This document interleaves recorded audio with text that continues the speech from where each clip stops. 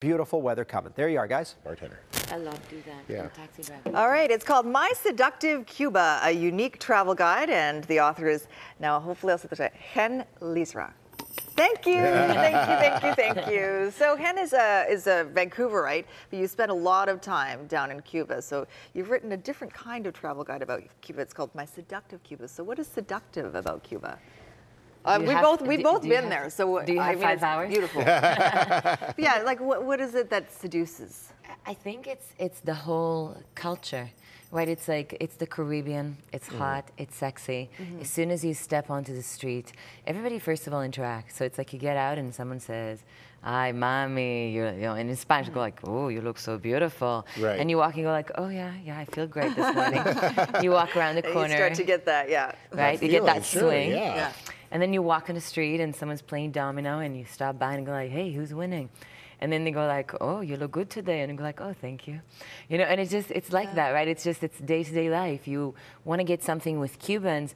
You know, it's a communist country. They're not motivated by the money. Right. So you motivate them by flirting, by joking, good energy, right? And that's what makes it kind of seductive. Why do you think Cuba is so popular with Canadians? Well, first of all, did you see our winters? Yeah, That's the first True, thing. yes. But I think it's also, you know, one of the reasons I lead tours, and I do have a tour coming up in the summer, is because it's fascinating to get into this culture. It's a culture that's so different than what you have here, and so deep. I mean, their sense of community and family when you're there, you feel so engulfed by everybody, like they've taken you in, that you come here and you feel lonely compared.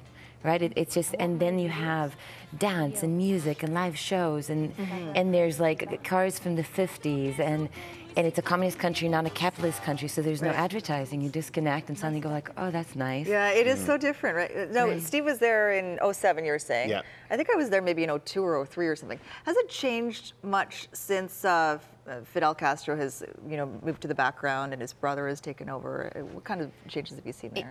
A lot of changes are taking place. I mean, I'm not going to tell you that it's a whole new country. It's not, but definitely a lot is changing. They've allowed Cubans to sell cars and houses for the first time.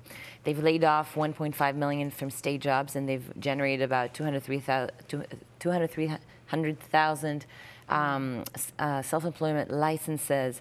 They're just talking about doing a reform, immigration reform, potentially letting Cubans travel freely out of the country because they can. It's a communist country. So you see, for example, when you walk on the street, I just came back 2 weeks ago, and you see people, for example, opening lots of little businesses, and like there's lots of little great restaurants, and suddenly people sell from their house flowers and clothing and things that you didn't necessarily see to that degree before.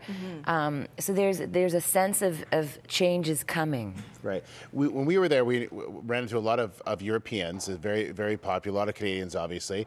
But as we know, no Americans, and because they're not allowed. So Well, they can still go. They just can't go because they go different ways. Right. But you don't see many of them. You don't see many at all. Actually, this year a lot has changed because Obama basically relaxed a lot of the restrictions that are not within the law that says, the embargo that says that they cannot go. So people to people and religious and academic, there's a couple of different categories. There's been a big increase in Americans that are coming. It's still not free, completely free, but definitely a lot more. I think at least like 100 or 200,000 more or something like that. Is that good for Cuba, do you think? Or, because I mean, you know, Canadians, there's a lot of Canadians, who mentioned a lot of Europeans, but do they need that American market to sort of increase things, and can it change that much to in the society in Cuba? Will they accept that?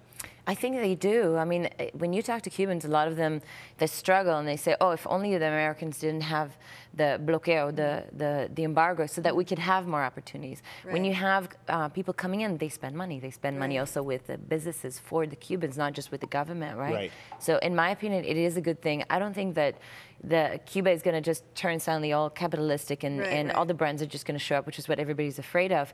I mean, they're doing their changes at their pace to make sure that they transition slowly into it the way they feel comfortable with it. But I do think that that would boost their economy in a great way, which would be wonderful for Cubans. All right.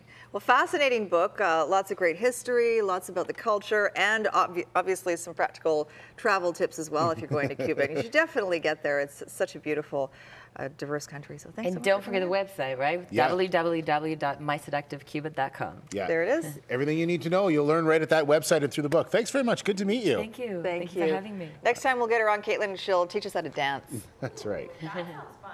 Then I can dance when I go to Cuba. Very nice. I want